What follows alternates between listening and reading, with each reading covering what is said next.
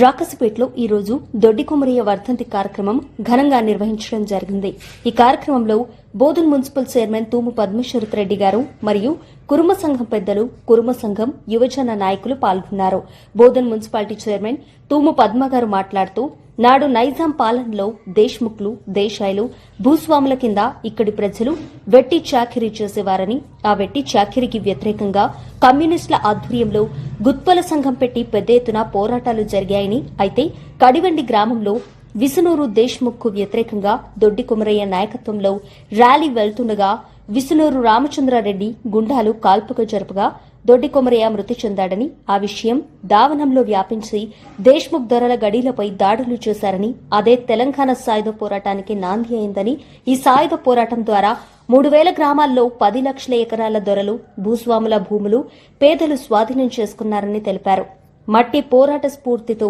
నేటి పాలకులు అనుసరిస్తున్న ప్రజా వ్యతిరేక విధానాలకు నిరసనగా దేశంలోని ప్రభుత్వ రంగ సంస్థలను బడా కార్పొరేట్ శక్తులకు అప్పజెపుతూ దేశద్రోహానికి పాల్పడుతున్నారని, దానికి వ్యతిరేకంగా పోరాడాలని పిలుపునిచ్చారు.